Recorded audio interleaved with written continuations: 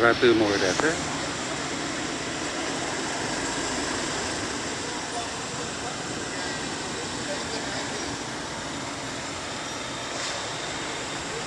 Quỳnh nó lại cháy nhà.